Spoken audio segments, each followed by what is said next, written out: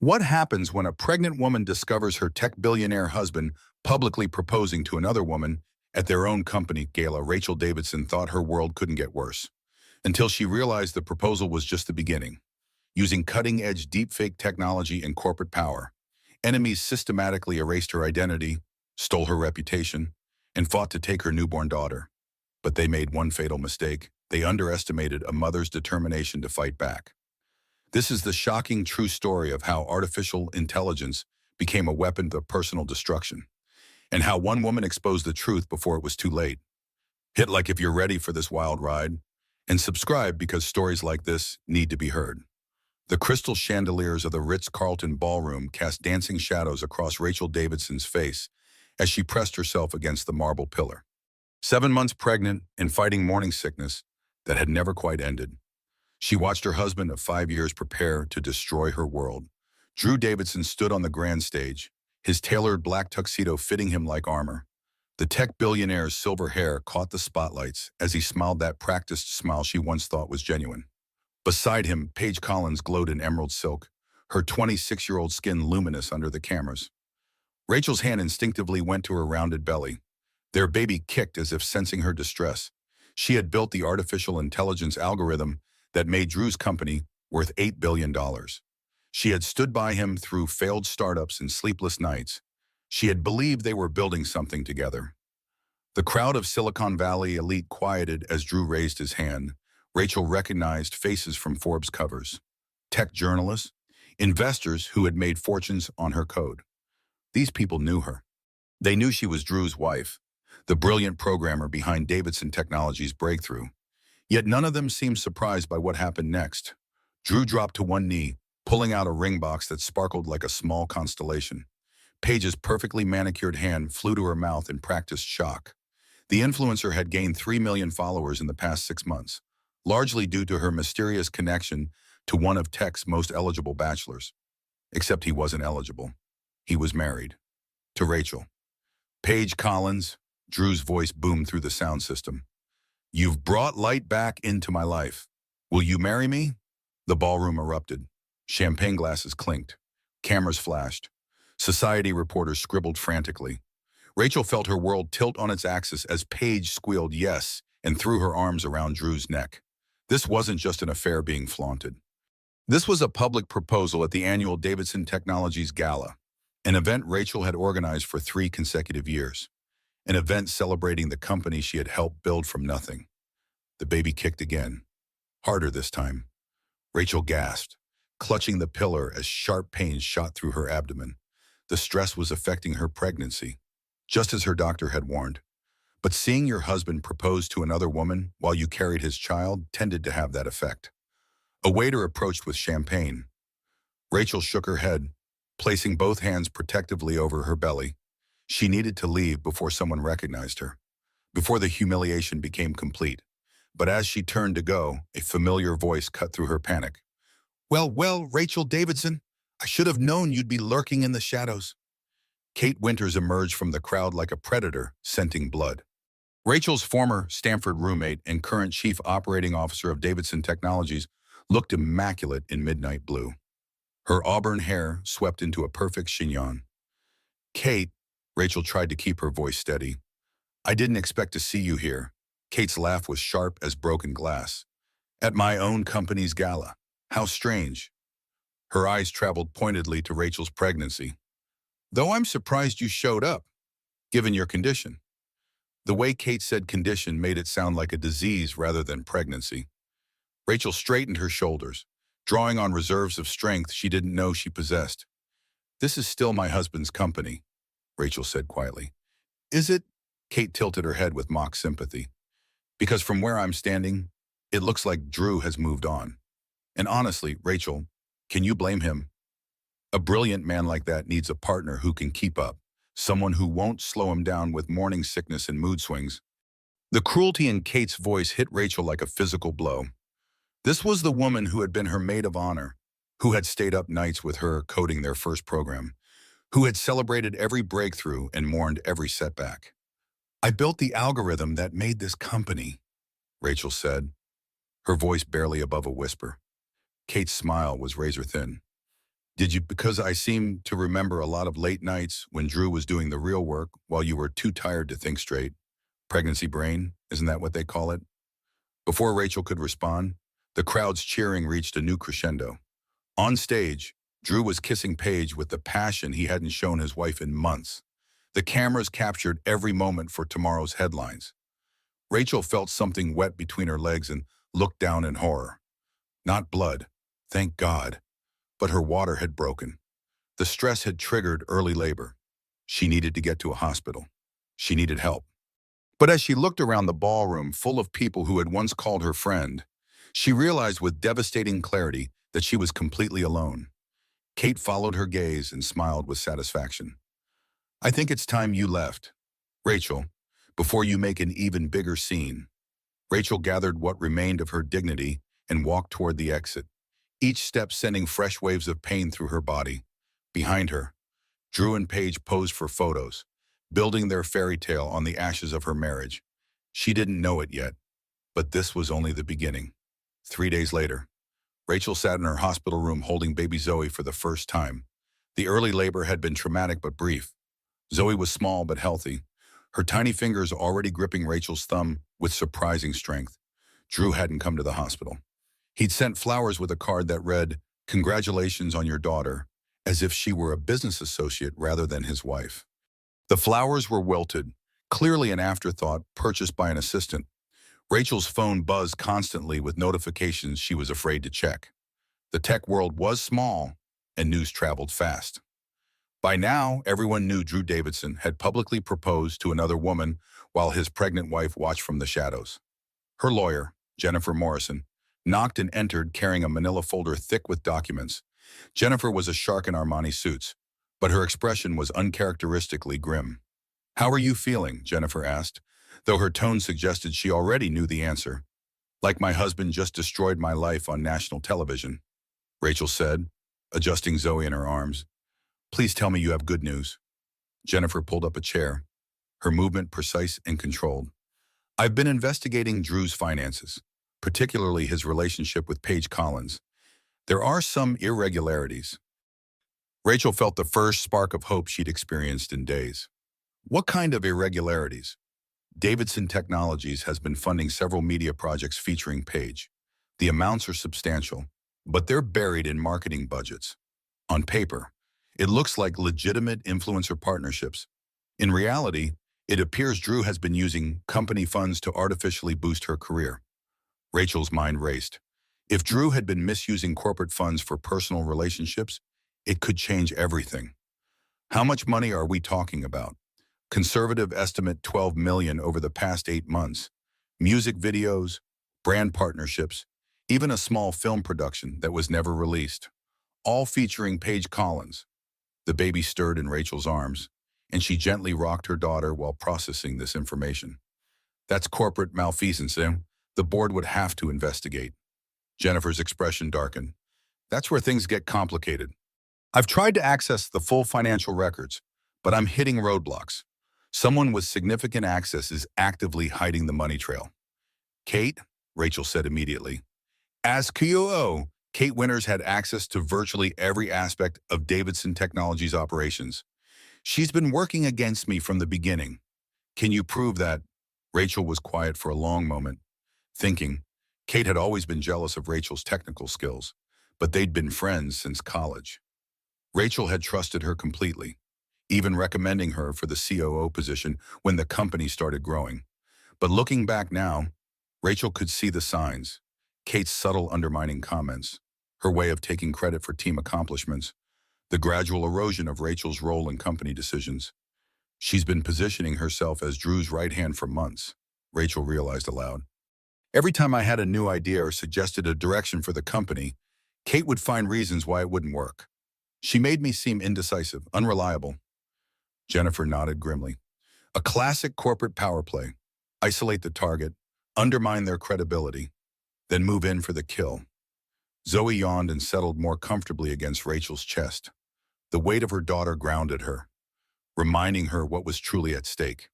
This wasn't just about her marriage or her career anymore. This was about her daughter's future. "What are our options?" Rachel asked. "We fight. Jennifer said simply. But you need to understand what you're up against. Drew has unlimited resources, a team of lawyers, and public sympathy. The narrative is already being spun that you're an unstable pregnant woman trying to destroy your husband's happiness. Rachel's phone buzzed again. This time she looked. A text from her own mother. Saw the news. Are you having a breakdown? Drew seemed so happy with that lovely girl. Even her family was buying the story Kate and Drew were selling. They're going to paint me as the villain, Rachel said, her voice hollow. Probably, Jennifer agreed. But villains sometimes have the best evidence. We just need to find it. As if summoned by their conversation. Rachel's phone rang. The caller ID showed Drew's name. She almost didn't answer, but something made her pick up. Rachel, Drew's voice was cold, businesslike. We need to talk about arrangements for the baby. Her name is Zoe, Rachel said firmly. And what arrangements? Custody, support, the practical details. I assume you'll want to settle this quietly, without dragging our personal business through the courts. The audacity took Rachel's breath away. He'd publicly humiliated her, but now he wanted discretion. You proposed to another woman at our company gala while I was pregnant with your child. I think discretion ship has sailed. That was unfortunate timing, Drew said dismissively. But it doesn't change the fact that we both want what's best for Zoe. A clean separation, reasonable support payments, and shared custody that doesn't disrupt either of our lives unnecessarily. Rachel looked down at her daughter's peaceful face and felt something shift inside her. A protective instinct sharper than any algorithm she'd ever written.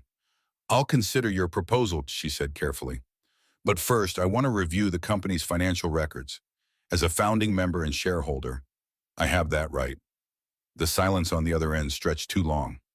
When Drew finally spoke, his voice had an edge she'd never heard before. I wouldn't recommend going down that path. Rachel, you might not like what you find. The line went dead, leaving Rachel staring at her phone.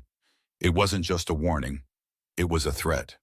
Jennifer, who had heard the entire conversation, was already pulling out her laptop. We need to move fast. If they're threatening you already, it means we're on to something big. Rachel kissed Zoe's forehead and made a silent promise. Whatever it took, whatever the cost, she would protect her daughter and expose the truth.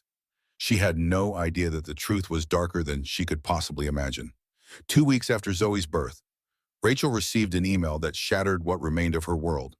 The sender was anonymous, but the subject line made her blood run cold. You should see what they're saying about you. The email contained a single link to a private YouTube video. Rachel hesitated before clicking. Baby Zoe sleeping peacefully in her arms. What she saw made her stomach drop. It was security footage from Davidson Technologies' boardroom, showing Rachel during what appeared to be a complete mental breakdown. In the video, she was screaming at colleagues, throwing papers, and threatening to destroy the company if Drew left her. The timestamp showed it was from 3 weeks ago, when she was still working. But Rachel knew with absolute certainty that none of it had happened. She had never had a breakdown at the office. She had never threatened anyone. She had worked calmly right up until her maternity leave began. Yet the video looked completely real. Her face, her voice, her mannerisms, all perfect. Even she might have believed it if she didn't know it was impossible. Her phone rang immediately. Jennifer Morrison's voice was tense. Rachel, I'm assuming you've seen the video that's been leaked to several tech journalists? It's fake, Rachel said immediately. I never had a breakdown. That entire scene never happened. I believe you, but the technology is sophisticated. This isn't some amateur editing job. This is professional-grade deepfake technology, the kind that costs serious money to produce. Rachel's mind raced. Deepfake technology could convincingly place anyone's face on another person's body, make them say or do anything. It was cutting edge, expensive, and required significant technical expertise. Who has access to that kind of technology? Rachel asked, though she already suspected the answer. Several tech companies are developing it, but Davidson Technologies is one of the leaders in the field. You should know, you wrote some of the underlying algorithms. The irony was devastating. Her own work was being used to destroy her. Kate, Rachel whispered, as COO, Kate would have access to the company's most advanced technology projects. She's using my own code against me. Within hours, the video was everywhere. Tech blogs picked it up first, then mainstream media. The narrative was irresistible. Brilliant programmer suffers pregnancy-induced breakdown, threatens to destroy company over husband's affair. Rachel watched her reputation disintegrate in real time. Social media exploded with commentary. Former colleagues distanced themselves. Even her college friends began questioning what they thought they knew about her. The worst part was how believable it all seemed to everyone else. A pregnant woman abandoned by her husband, lashing out in desperation. It fit every stereotype about hormonal, irrational pregnant women. Rachel's mother called, crying, "Honey, you need help. Professional help. The video shows you're not well." "Mom, it's fake. None of that actually happened." "But it looks so real. And you have been under tremendous stress. Maybe you blocked it out." Even her own mother was starting to doubt her sanity. Rachel realized with growing horror that Kate's plan was working perfectly. Discredit the victims so thoroughly that no one would believe her accusations about corporate fraud. Jennifer arrived at Rachel's apartment with news that made everything worse. "Drew's filed for emergency custody of Zoe. He's claiming you're mentally unstable and potentially dangerous." Rachel looked down at her daughter, who was nursing contentedly. Based on a fake video, based on what appears to be documented evidence of erratic behavior, the family court judge will see the video and assume it's real. Deepfake technology isn't widely understood yet, especially by older judges. "Can we prove it's fake?" Jennifer hesitated. Technical analysis might show digital manipulation, but it would take weeks and cost a fortune. Drew's lawyers are pushing for an emergency hearing tomorrow. Rachel felt the walls closing in. Kate and Drew had planned this perfectly. Create convincing, fake evidence. Leak it at the optimal moment. Then use the public reaction to justify taking her daughter away. "What about the financial irregularities you found?" Rachel asked desperately. "Drew's team claims those were legitimate marketing expenses that you, in your unstable condition, are misinterpreting as fraud. They're painting you as a paranoid wife looking for conspiracies where none exist." Rachel's phone buzzed with a text from an unknown number. "Stop fighting or things will get much worse for you. This is your only warning." She showed the message to Jennifer, who frowned deeply. "This suggests coordination. Someone is orchestrating this campaign against you." "Kate," Rachel said again. "She's been planning this for months. The affair, the fake video, the custody grab, it's all connected." Jennifer was already on her laptop, pulling up court documents. "We need evidence, real evidence that proves conspiracy and fraud. Without it, you're just another woman having a postpartum breakdown." Rachel thought about her old access codes to Davidson Technology Systems. Technically, she was still an employee on maternity leave. Her credentials might still work. "I need to get into the company servers," she said. "If Kate is coordinating this, there will be digital evidence. Emails, file transfers, payment authorizations. That would be illegal," Jennifer warned. "If you're caught, it would only confirm their narrative that you are unstable and willing to break the law." Rachel looked at Zoe, who had fallen asleep in her arms. Her daughter's future hung in the balance. Everything Rachel had worked for, everything she'd built, was being systematically destroyed. "Sometimes," Rachel said quietly, "the only way to fight dirty tactics is to get a little dirty yourself." Jennifer studied her client for a long moment. "If you're going to do something risky, you better make sure it's worth it. Because if this backfires, you'll lose everything." Rachel had already lost nearly everything: her marriage, her company, her reputation. The only thing left to lose was her daughter, and that was something she would fight for with everything she had. The next morning, news broke that would change everything. Rachel Davidson had been found attempting to hack into Davidson Technologies servers.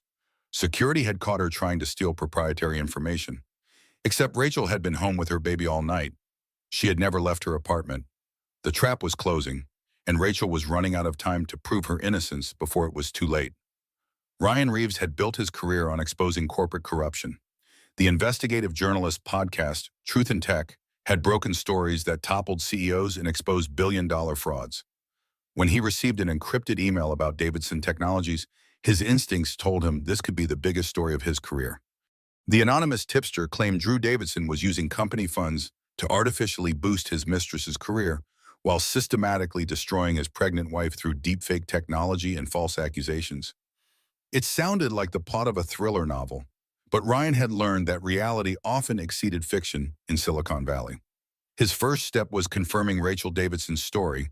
Finding her proved surprisingly difficult. She had seemingly vanished after the alleged hacking attempt, and no one at Davidson Technologies would comment on her whereabouts. Ryan finally tracked her down through her lawyer, Jennifer Morrison, who agreed to a clandestine meeting at a coffee shop in Oakland, far from the Silicon Valley gossip mill. Rachel arrived looking exhausted but determined, baby Zoe strapped to her chest in a carrier. Dark circles shadowed her eyes, and her once perfect professional appearance had been replaced by the practical clothes of a new mother in crisis. "Ms. Davidson," Ryan said, standing as she approached his corner. "Thank you for agreeing to meet with me." Rachel sat carefully, adjusting Zoe's position. "Call me Rachel, and I should thank you. You're the first journalist willing to listen to my side of the story." Ryan activated his digital recorder, noting how Rachel instinctively tensed when she saw it. "Everything we discuss is off the record until you give explicit permission to publish. I'm interested in the truth, not sensational headlines." Over the next 2 hours, Rachel laid out her story with the precision of the programmer she was. She provided documents, timelines, and technical analysis that painted a picture of sophisticated corporate manipulation. The deepfake video was created using algorithms I originally developed. Rachel explained, "The irony is that I can prove it's fake because I recognize my own code signatures in the rendering patterns." Ryan examined the technical documentation Rachel provided. His background was journalism, not computer science, but he could see the patterns she was highlighting. "Why hasn't anyone else noticed these irregularities?"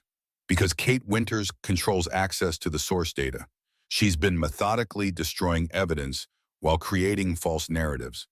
The hacking attempt last week. That was staged. I was home with Zoe all night, but somehow security footage shows me in the building. More deepfake technology, probably, or someone wearing a disguise and mask that they later digitally replaced with my face. The technology exists, and Davidson Technologies has access to the most advanced versions." Ryan felt the familiar electricity of a breaking story. "If you're right, this isn't just about your marriage. This is about a coordinated conspiracy involving corporate fraud, identity theft, and systematic harassment." Rachel nodded grimly. "Kate has been planning this for months, maybe longer. She wants control over the company and saw me as the primary obstacle. Drew was just weak enough to manipulate into going along with it." "What do you need from me?" Ryan asked. "Platform and protection," Rachel said immediately. "If I try to expose this alone, they'll discredit me as a bitter ex-wife having a breakdown.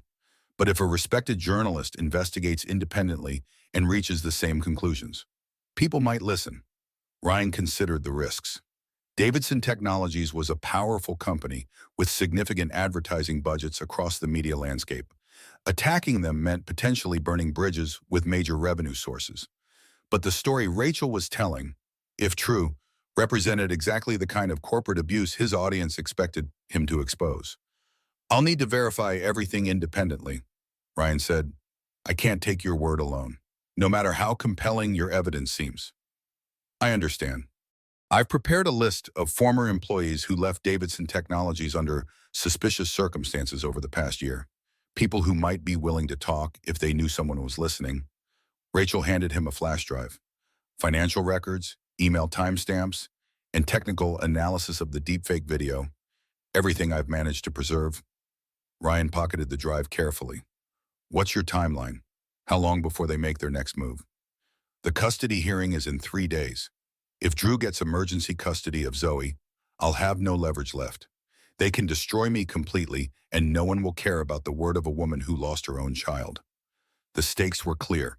Ryan had 72 hours to investigate a complex corporate conspiracy that had been months in the making. He spent the next day following Rachel's leads, tracking down former Davidson Technologies employees. The pattern that emerged was disturbing. 3 senior developers had been forced out over the past year, all after raising concerns about Kate Winters' increasing control over company operations.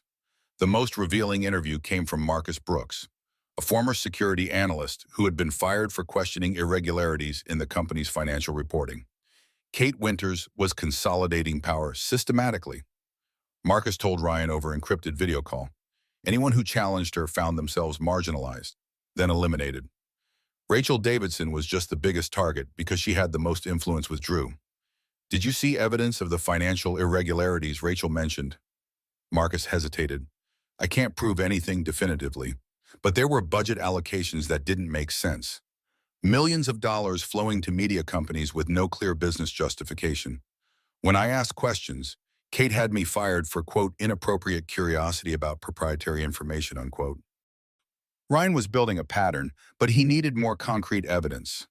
That evening, he received another encrypted email, this one containing financial documents that appeared to confirm Rachel's allegations about misused company funds. But when Ryan tried to verify the documents through his usual sources, he discovered something troubling. The files had been subtly altered.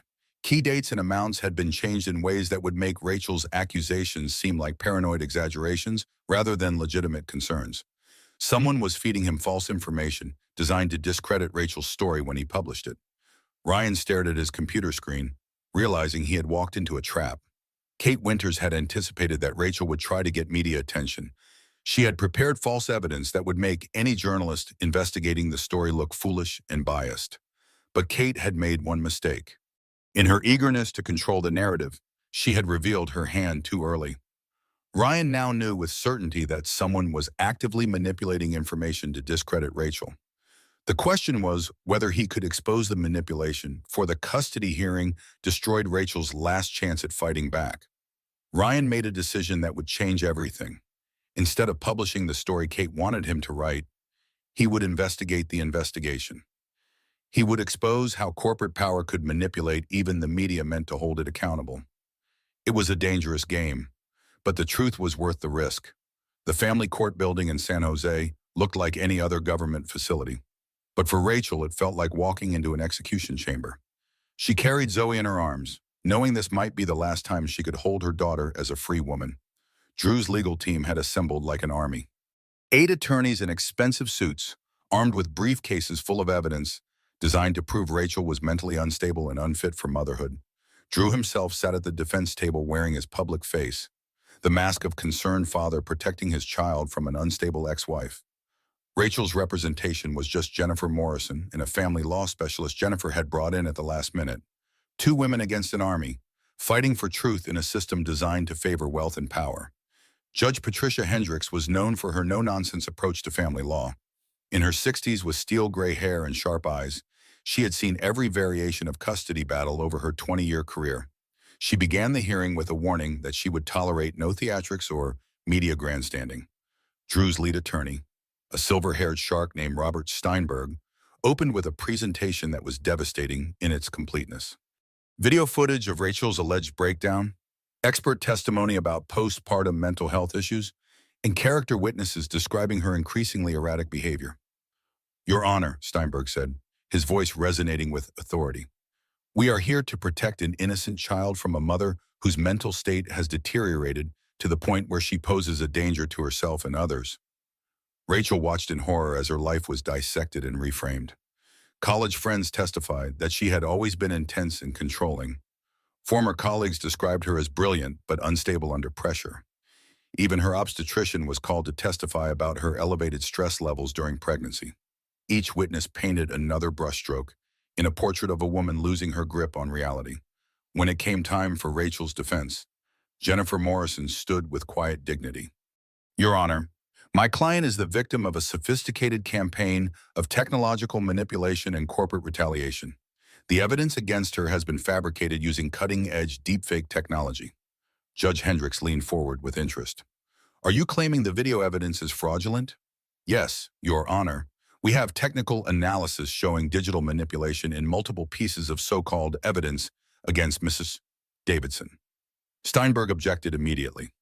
Your Honor, this is exactly the kind of paranoid conspiracy thinking that demonstrates my client's mental instability. Rather than accept responsibility for her actions, she's claiming elaborate technological conspiracies. Jennifer tried to present Rachel's technical analysis, but Judge Hendricks was clearly skeptical. The concept of deepfake technology was still relatively new to the legal system, and the evidence looked convincing to untrained eyes. Ms. Morrison, Judge Hendricks said, do you have independent expert testimony to support these technological claims? Jennifer hesitated.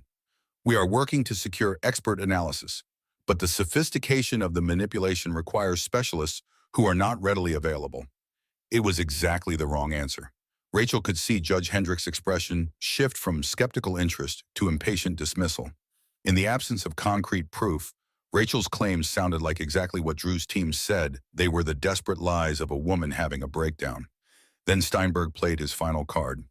Your Honor, we have evidence that Ms. Davidson recently attempted to illegally hack into Davidson Technologies servers, proving she is willing to break the law in pursuit of these paranoid fantasies. The security footage from the alleged hacking attempt played on the courtroom's large screen. It clearly showed Rachel entering the building late at night and accessing restricted areas. The timestamp proved she had lied about being home with her baby. Rachel watched her own face on the screen, knowing with absolute certainty that she had never been in that building on that night, but the evidence was so convincing that even she began to doubt her own memory for a moment. I was home with Zoe that entire night, Rachel said when Jennifer called her to testify. I can provide phone records, credit card receipts, anything you need to prove I never left my apartment. Steinberg cross-examined her with surgical precision. Ms. Davidson, is it possible that the stress of recent events has affected your memory? Postpartum depression can cause confusion about time and events. I am not confused, Rachel said firmly. Someone is using technology to create false evidence against me. Someone with access to highly sophisticated equipment and expertise. Someone who would risk criminal charges to frame you. Does that really seem more likely than the possibility that you're experiencing mental health difficulties? When Steinberg put it that way, Rachel's story did sound impossible. She could see the doubt in Judge Hendricks' eyes, the sympathy mixed with concern. The hearing concluded with both sides presenting their final arguments. Drew's team painted a picture of a loving father trying to protect his daughter from an increasingly unstable mother. Rachel's team argued for more time to investigate technological manipulation. Judge Hendricks retired to consider her decision. Rachel sat in the hallway holding Zoe, knowing that when the judge returned, her daughter might be taken away. Jennifer sat beside her, reviewing notes furiously. The technical evidence is solid, but we needed more time to present it properly. This emergency hearing format works against us. How long do we have? Rachel asked. Maybe an hour. Maybe less. Rachel kissed Zoe's forehead, memorizing the feeling of her daughter's weight in her arms. She had built artificial intelligence systems that could process millions of data points in seconds, but she couldn't solve the problem of proving her innocence when the entire system was rigged against her. That's when her phone buzzed with a text from Ryan Reeves. Emergency evidence discovered. Judge needs to see this before ruling. Can you delay? Rachel showed the message to Jennifer, who immediately stood up. I need to request a recess. Ryan might have found something that changes everything. But before Jennifer could approach the bailiff, Judge Hendricks returned to the courtroom. Her expression was grave as she took her seat behind the bench. I have reached my decision regarding emergency custody of the minor child Zoe Davidson. Rachel felt the world stop spinning as she waited to hear whether she would lose her daughter to a conspiracy she couldn't prove existed. The judge's next words would determine not just Zoe's future, but whether justice was possible when technology could make any lie look like truth. Judge Hendricks looked directly at Rachel as she prepared to deliver her ruling. Based on the evidence presented, including documented mental health concerns and alleged criminal behavior, I am granting temporary emergency custody to the father, Drew Davidson. Rachel's world collapsed. The words hit her like physical blows as she clutched Zoe closer. Her daughter, who had been peacefully sleeping, seemed to sense the tension and began to cry. However, Judge Hendricks continued, given the serious nature of the technological claims raised by the defense, I am ordering a full forensic investigation of all digital evidence before making any permanent custody determination. Jennifer Morrison stood immediately. Your Honor, we have new evidence that directly relates to this investigation. Journalist Ryan Reeves has uncovered information that supports our claims of technological manipulation. Steinberg objected furiously. Your Honor, this is an obvious delay tactic. The defense has had ample opportunity to present evidence. Judge Hendricks considered for a moment. I will allow Mr. Reeves to present his findings, but this court will not tolerate any attempts to manipulate the proceedings through media involvement. Ryan Reeves entered the courtroom carrying a laptop and several flash drives. His usual confident demeanor was replaced by grim determination as he approached the witness stand. "Mr. Reeves," Judge Hendricks said, "you are not an expert witness in this proceeding. Why should this court consider your findings?" "Your Honor, I have uncovered evidence of a conspiracy to manipulate this custody case through false digital evidence. The implications extend far beyond this family dispute into criminal fraud and corporate malfeasance." Ryan connected his laptop to the courtroom's display system. "3 days ago, I began investigating allegations of financial irregularities at Davidson Technologies. During that investigation, I was fed false information designed to discredit the very story I was trying to investigate." The screen showed email timestamps and metadata analysis. "Someone anticipated that Rachel Davidson would seek media attention and prepared a fake evidence to make any resulting story appear credible initially, then fall apart under scrutiny." Steinberg stood again. "Objection. This testimony is not relevant to the question of custody." "It's directly relevant," Jennifer Morrison countered, "because it proves systematic manipulation of evidence in this case." Judge Hendricks allowed Ryan to continue. "What he revealed over the next 30 minutes was devastating. I received financials documents that appeared to support Mrs. Davidson's claims about misused company funds. But when I attempted to verify them through independent sources, I discovered they had been altered. Key dates and amounts were changed to make the allegations seem exaggerated." Ryan displayed side-by-side comparisons of the original and altered documents. "But here's what's interesting. The alterations were made using the same digital signature patterns found in the allegedly authentic security footage of Davidson's supposed breakdown and hacking attempt." Rachel felt her first surge of hope in weeks. Ryan had found the technical proof that the evidence against her was fabricated. "Furthermore," Ryan continued, "I traced the source of the false information fed to me. It originated from Kate Winters, Chief Operating Officer of Davidson Technologies, using corporate servers and resources." The courtroom erupted. Drew's face had gone pale, and she could see him whispering urgently to his attorneys. Kate Winters, who had been sitting in the gallery, was already moving toward the exit. Judge Hendricks called for order. "Mr. Reeves, are you alleging that this custody case is based on fraudulent evidence?" "Yes, Your Honor. I believe Rachel Davidson has been the victim of a sophisticated campaign using deepfake technology and digital manipulation to destroy her credibility and steal her daughter." Steinberg was on his feet again. "Your Honor, this is all unsubstantiated speculation from a journalist with no expertise in digital forensics." But Judge Hendricks was studying the evidence Ryan had presented. "Mr. Davidson," she said, addressing Drew directly, "do you have any knowledge of the technological manipulation Mr. Reeves has described?" Drew looked trapped. "Your Honor, I rely on my company's security team to provide accurate information. If there have been irregularities, I was not aware of them." It was exactly the wrong answer. By distancing himself from the evidence his own legal team had presented, Drew was admitting he didn't know whether it was authentic. Rachel watched her husband fall apart in real time. The confident tech billionaire was revealed as a weak man who had allowed others to manipulate him into destroying his own family. Judge Hendricks made a decision that surprised everyone. "Given the serious questions raised about the authenticity of evidence in this case, I am temporarily suspending my custody ruling pending a full criminal investigation into possible fraud and digital manipulation." Rachel felt Zoe relax in her arms as if the baby could sense that the immediate danger had passed. "Furthermore," Judge Hendricks continued, "I am referring this matter to the district attorney's office for investigation of possible criminal charges related to the fabrication of evidence and abuse of corporate resources." Drew's legal team was in chaos. Steinberg requested an immediate private conference with his client, but the damage was done. The case they had built was crumbling as its foundation was revealed to be false. Jennifer Morrison stood with quiet triumph. "Your Honor, we request that our client retain custody pending the outcome of the criminal investigation." "Granted," Judge Hendricks said. "Mrs. Davidson will retain custody with supervised visitation rights for Mr. Davidson." As the courtroom cleared, Rachel found herself surrounded by a media storm. Ryan Reeves had live-streamed portions of the hearing, and the story was already spreading across social media. Tech billionaire accused of using deepfake technology to steal custody of his own child. Corporate executive exposed for systematic fraud and evidence manipulation. The narrative that had been used to destroy Rachel was now destroying her enemies. Drew approached her as she was leaving the courthouse. "Rachel, this has gotten out of hand. We need to talk privately."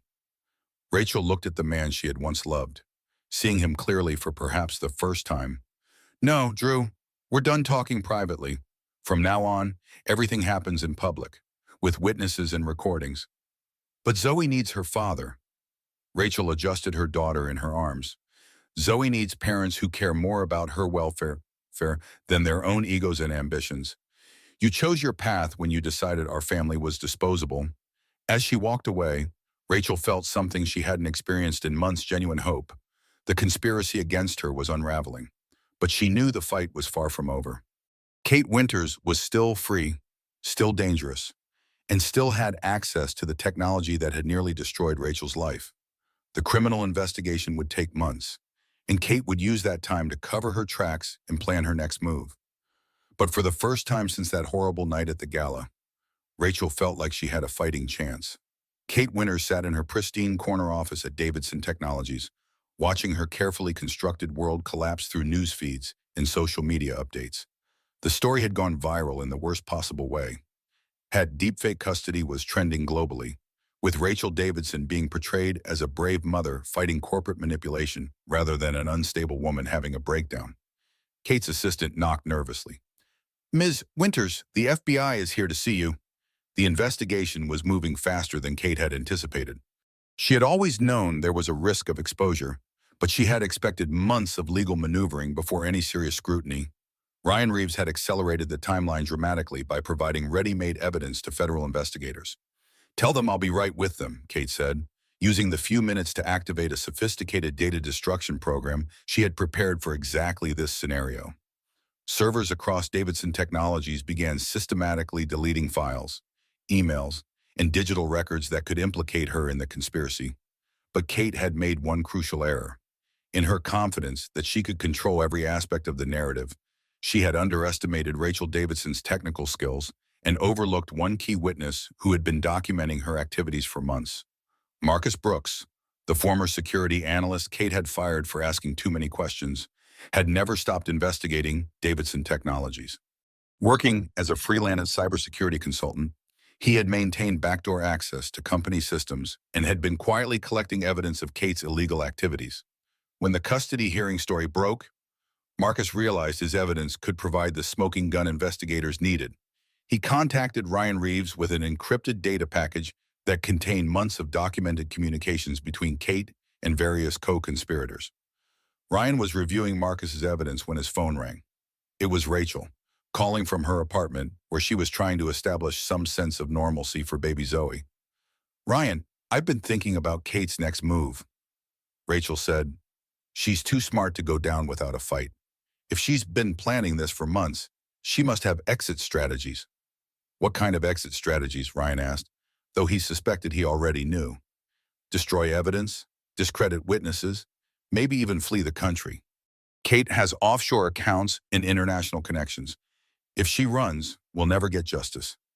Ryan looked at Marcus's data files, which contained evidence of exactly the kind of preparation Rachel was describing. "What if I told you we might have enough evidence to stop her before she can escape?" "I'd say we need to move fast. Kate's greatest strength has always been her ability to think 3 steps ahead of everyone else." Ryan made a decision that would put both him and Rachel at considerable risk. "Meet me at my office in an hour. Bring your laptop and any technical analysis tools you have. We're going to end this tonight." An hour later, Rachel arrived at Ryan's small office in downtown San Francisco, carrying Zoe in her car seat and a backpack full of computer equipment. The baby was sleeping peacefully, oblivious to the high-stakes drama surrounding her young life. Ryan introduced Rachel to Marcus Brooks virtually through an encrypted video call. Marcus had gone into hiding after providing his evidence, knowing that Kate Winters had already demonstrated her willingness to destroy anyone who threatened her plans. "Kate's been preparing for exposure for months," Marcus explained, his face shadowed on the video screen. "She has a complete plan for destroying evidence and discrediting witnesses. But she made mistakes because she didn't know anyone was watching her prepare." Marcus shared screen recordings showing Kate accessing files related to Rachel's algorithm development, communications with deepfake technology specialists, And most damaging of all, payments to outside contractors for services labeled as security consulting, but actually involving character assassination and evidence fabrication. This proves criminal conspiracy, Rachel said, analyzing the data with the focused intensity that had made her one of Silicon Valley's most respected programmers. But we need to get this to investigators before Kate realizes how much evidence exists. Ryan had been thinking the same thing. The FBI is interviewing Kate today, but they're following standard protocols. They'll request evidence formally, giving her time to lawyer up and destroy anything incriminating. What if the evidence was delivered directly to investigators and the media simultaneously? Rachel suggested, make it impossible for Kate to suppress or discredit before it gets public attention. It was a risky strategy that could backfire spectacularly. If they got it wrong, they could face charges for interfering with a federal investigation. But if they got it right, they could ensure that Kate Winters faced justice for her crimes. Marcus had been monitoring Davidson Technologies' servers remotely. Kate's data destruction program is still running. She's deleting files as fast as she can, but she's prioritizing financial records over communications.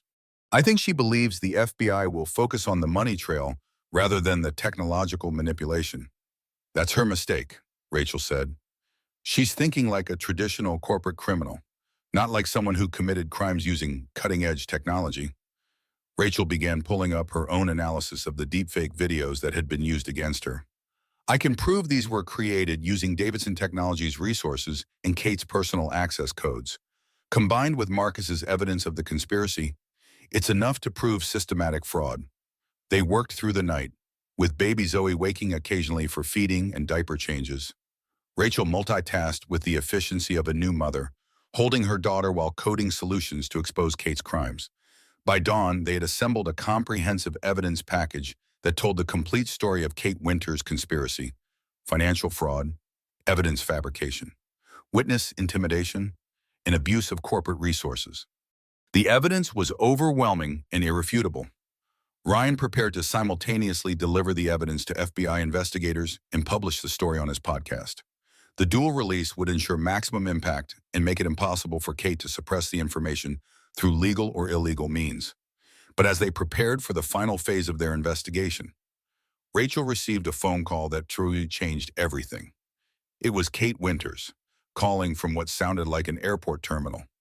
"Hello, Rachel," Kate said, her voice calm and controlled despite her desperate circumstances. "I assume you think you've won." Rachel put the call on speaker so Ryan and Marcus could hear. "Kate, where are you?" "Somewhere you'll never find me.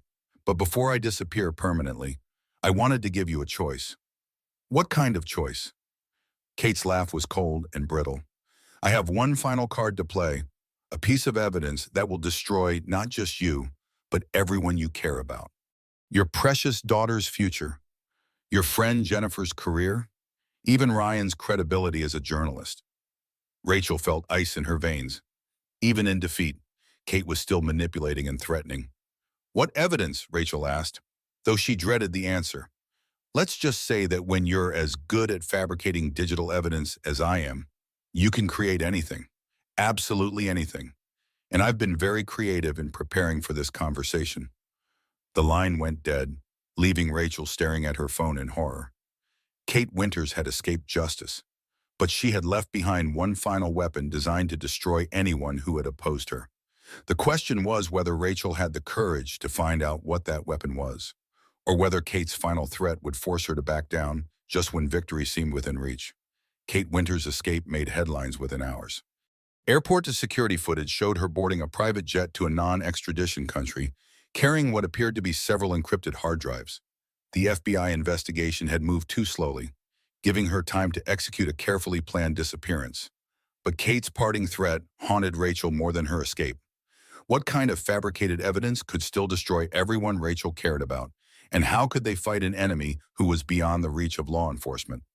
The answer came sooner than expected. Ryan received an anonymous email with a video file attachment and a simple message: "Play this and watch your credibility die."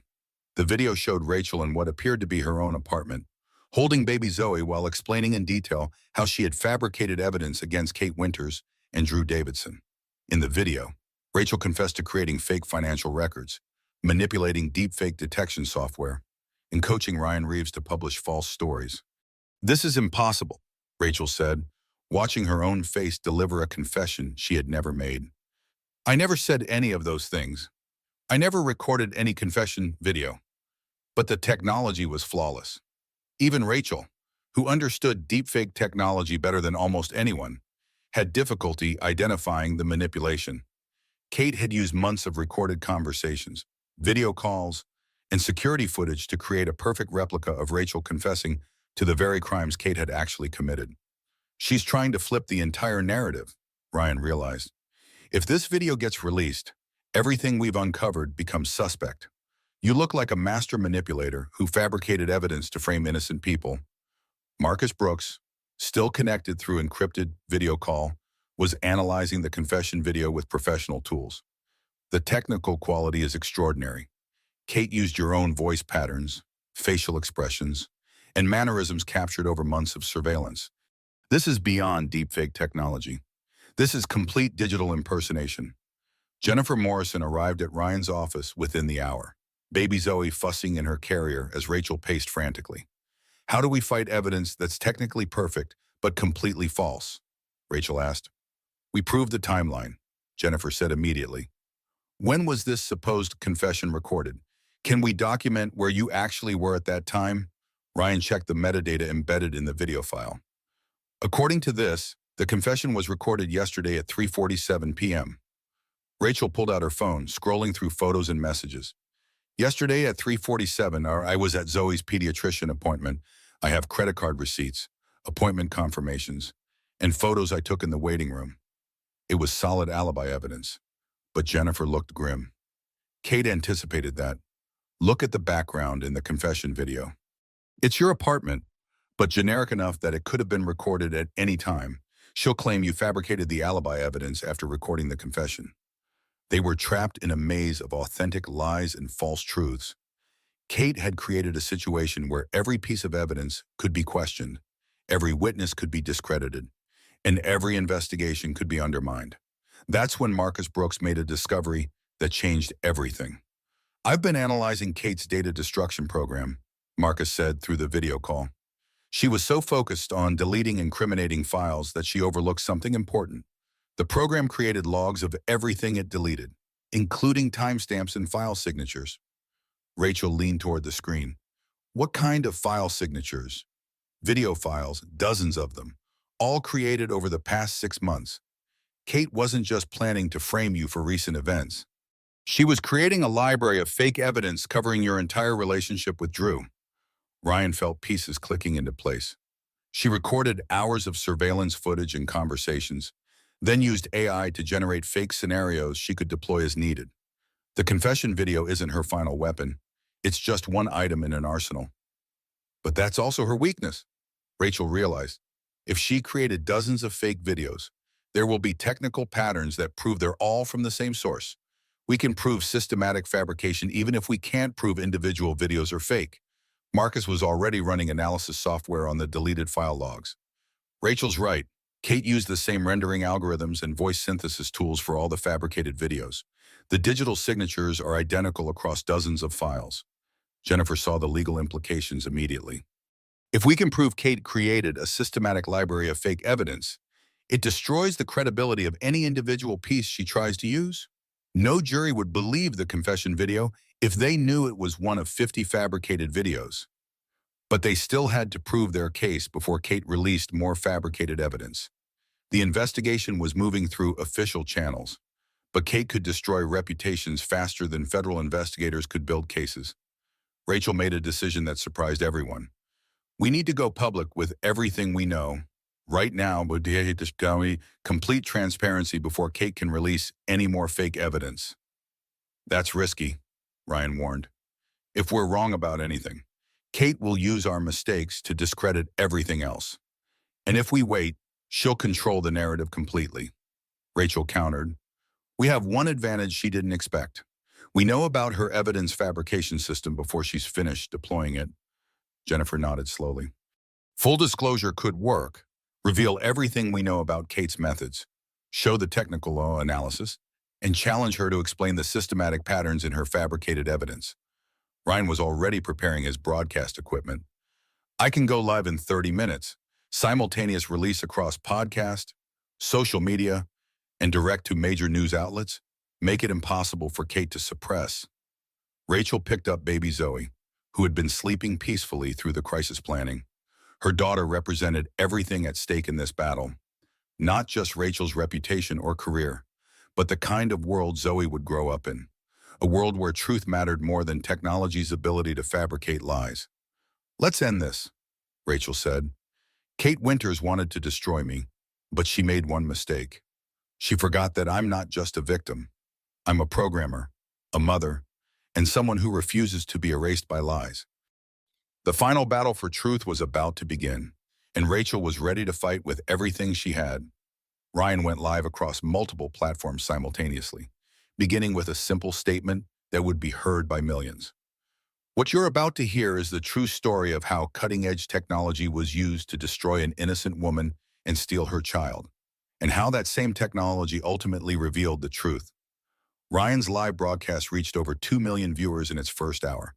The story of corporate conspiracy, deepfake manipulation, and high-tech evidence fabrication captured global attention in ways that surprised even Ryan himself. Hashtag Tech Truth. Reckoning began trending worldwide as people shared their own experiences with digital manipulation and corporate retaliation. But Kate Winters wasn't finished. From her offshore location, she began releasing her fabricated videos one by one, each one designed to destroy a specific aspect of Rachel's credibility. A video of Rachel allegedly coaching witnesses, another showing her supposedly manipulating financial records, a third depicting her threatening Ryan Reeves if he didn't publish false stories. The public watched in real time as two competing narratives battled for credibility. Rachel's story of systematic victimization versus Kate's evidence of elaborate fraud. Traditional media struggled to determine which version was true, but social media users began conducting their own technical analysis of the competing evidence. Dr. Ora Miller, a digital forensics expert at Stanford, volunteered to analyze both sets of evidence publicly through live-stream technical sessions.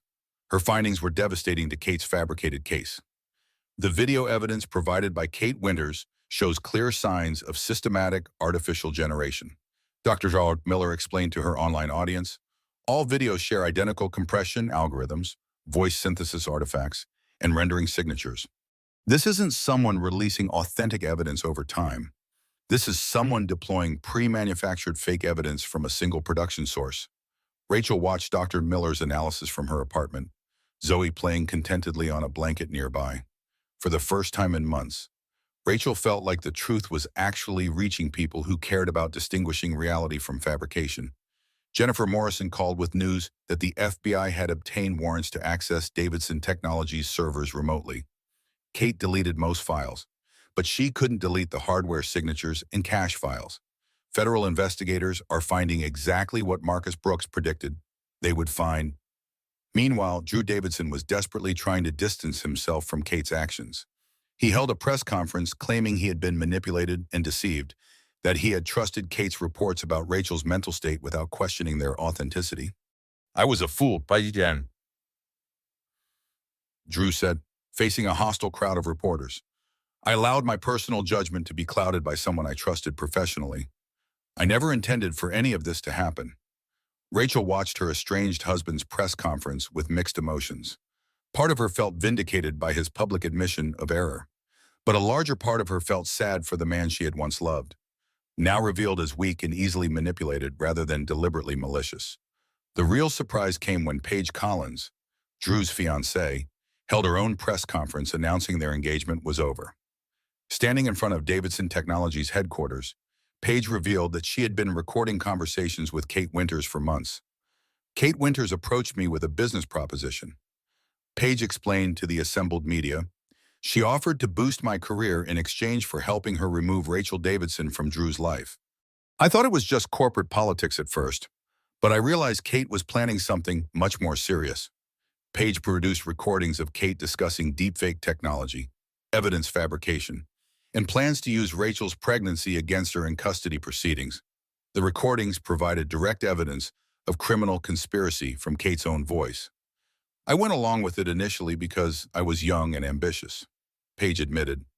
But when I realized a baby was being used as a weapon in corporate warfare, I couldn't stay silent anymore. Rachel felt an unexpected surge of gratitude toward the young woman who had been portrayed as her romantic rival. Paige had made mistakes, but she had found the courage to do the right thing when it mattered most. The evidence was now overwhelming. Kate's escape looked less like the clever exit of a master manipulator and more like the desperate flight of someone whose crimes were being exposed faster than she could control the narrative. Federal investigators announced they were working with international law enforcement to locate Kate Winters and extradite her to face criminal charges. The charges included corporate fraud, evidence tampering, witness intimidation, and conspiracy to commit kidnapping through fraudulent custody proceedings. But the most significant development came from an unexpected source. Davidson Technologies' board of directors, facing potential civil liability for Kate's actions, hired an independent security firm to conduct a complete audit of company systems and practices. The audit revealed that Kate had been running what amounted to a private intelligence operation within Davidson Technologies for over 2 years. She had collected blackmail material on colleagues, manipulated personnel decisions, and used company resources for systematic campaigns against anyone she perceived as a threat. Rachel wasn't Kate's only victim. The audit found evidence that Kate had driven out at least 6 other employees through similar tactics, including falsified performance reviews, fabricated misconduct allegations, and technological harassment. Kate Winters turned Davidson Technologies into her personal weapon, the audit report concluded. She used corporate resources to conduct what can only be described as domestic terrorism against her own colleagues. The scope of Kate's crimes was so extensive that federal prosecutors began discussing whether additional charges might include racketeering and organized criminal activity. As the investigation expanded, Rachel found herself in an unusual position. She had gone from being a discredited victim to being a key witness in what was becoming one of the largest corporate criminal cases in Silicon Valley history. Jennifer Morrison advised her to be careful about her public statements while the investigation continued. But Rachel felt a responsibility to speak out about the broader implications of her experience. In a carefully crafted interview with 60 Minutes, Rachel discussed not just her personal ordeal, but the future challenges of living in a world where technology could make any lie appear true. "This isn't just about what happened to me and my daughter," Rachel said, holding Zoe during the interview. "This is about what happens to society when we can't trust our own eyes and ears. When anyone with sufficient resources and technological access can fabricate evidence that destroys innocent people." The interview became one of 60 Minutes' most watched segments in years, sparking national conversations about digital evidence, technological ethics, and corporate accountability. Rachel had become more than a victim seeking justice.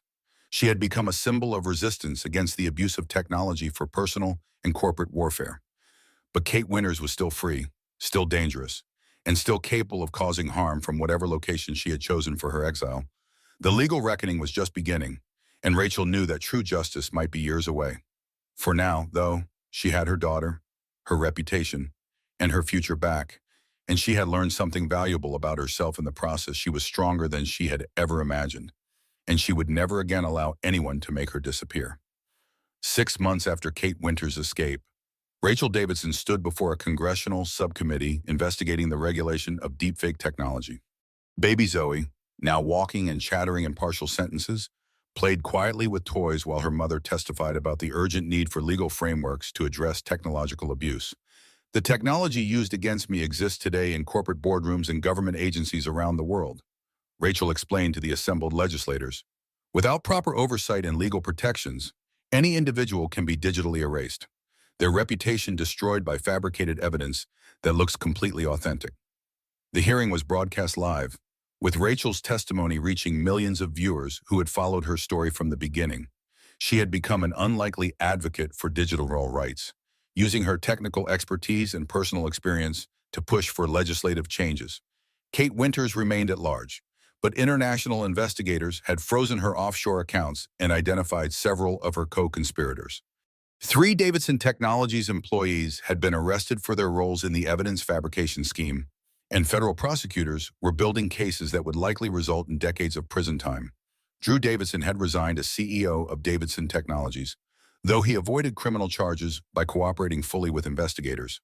The company itself faced billions in civil lawsuits from shareholders who had been defrauded by Kate's financial manipulations. But for Rachel, the most important development was much more personal. Drew had voluntarily relinquished his parental rights, acknowledging that his actions had made him unfit to raise their daughter. The custody battle that had once threatened to destroy Rachel's life was now resolved entirely in her favor. Paige Collins had testified before the grand jury investigating Kate's crimes, her recordings providing crucial evidence for federal prosecutors. She had also reached out to Rachel privately, expressing genuine remorse for her role in the conspiracy. "I was young and stupid and ambitious," Paige had said during their video call. "I thought I was just playing corporate politics, but I was helping someone destroy a family. I can't take that back, but I can make sure everyone knows the truth." Rachel had accepted Paige's apology, recognizing that Kate Winters was skilled at manipulating people into becoming unknowing accomplices to her schemes. Ryan Reeves had won a Pulitzer Prize for his investigation of the Davidson Technologies conspiracy. His podcast series, The Deepfake Deception, had become required listening in journalism schools and digital literacy programs around the world. Marcus Brooks had been hired by the FBI as a digital forensics consultant, his expertise in corporate cybersecurity making him invaluable for investigating similar cases of technological abuse. Jennifer Morrison had been approached by several tech companies seeking legal counsel on digital rights issues, her work on Rachel's case establishing her as a leading expert in the emerging field of technological civil rights law. But the most significant change was in Rachel herself. The woman who had once been content to work behind the scenes as a brilliant programmer had become a public advocate for technological ethics and digital rights.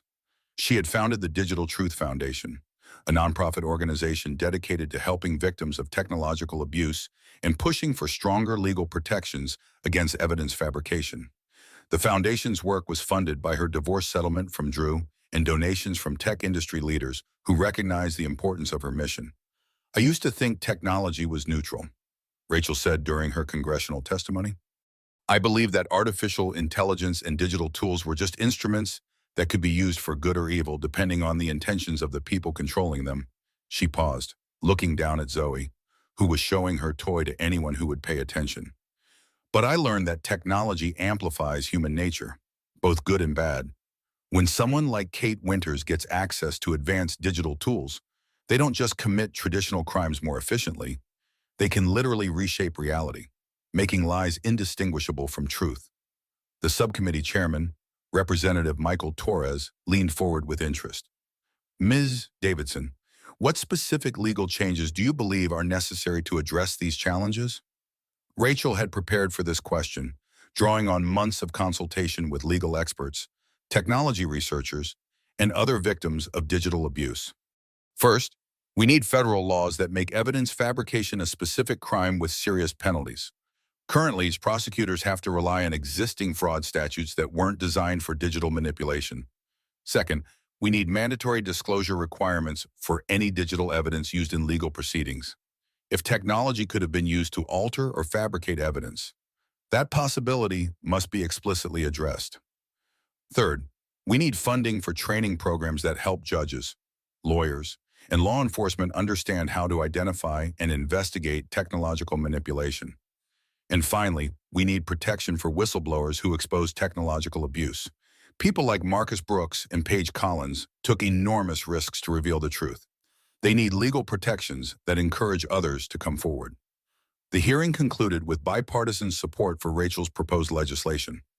3 months later, the Digital Evidence Integrity Act passed both houses of Congress with overwhelming majorities, establishing the legal framework Rachel had advocated for. But the real victory for Rachel wasn't legislative or legal. It was personal. She had rebuilt her life on her own terms, surrounded by people who valued truth over convenience and justice over power. Ryan Reeves visited regularly, having become not just a professional colleague but a close friend. Marcus Brooks served on the Digital Truth Foundation's advisory board, and Jennifer Morrison had become Rachel's legal counsel and trusted confidant. Even Paige Collins had found a way to contribute positively to Rachel's mission. The young actress had used her platform to speak out about the dangers of digital manipulation, her personal experience giving weight to warnings about technological abuse. One evening, As Rachel was putting Zoe to bed in their new home overlooking San Francisco Bay, her daughter looked up with bright, curious eyes. "Mama, why do people sometimes lie?" Zoe asked with the directness that only small children possess. Rachel considered her answer carefully. "Sometimes people lie because they're afraid. Sweetheart, they think lying will protect them or get them something they want. But lies always cause more problems than they solve. Even really good lies." Rachel smiled, thinking about the sophisticated technological lies that had nearly destroyed her family. Especially really good lies. The better the lie, the more damage it can do. Zoe nodded seriously, as if filing this information away for future reference. "Will you always tell me the truth, Mama?" "Always," Rachel promised. "Even when the truth is complicated or scary or hard to understand, truth is the most important thing we have." As she tucked Zoe into bed, Rachel reflected on how much had changed since that horrible night at the gala when her world had collapsed. She had lost a marriage that wasn't as strong as she'd believed, but she had gained something more valuable: absolute clarity about who she was and what she stood for. Kate Winters had tried to erase Rachel Davidson, to make her disappear through technological manipulation and corporate conspiracy. Instead, Kate had inadvertently created something more powerful: a woman who refused to be silenced, a mother who would fight for truth, and an advocate who understood that technology's greatest power wasn't in creating artificial realities, but in revealing authentic ones. The pregnant wife who had vanished from the gala 6 months ago was gone forever.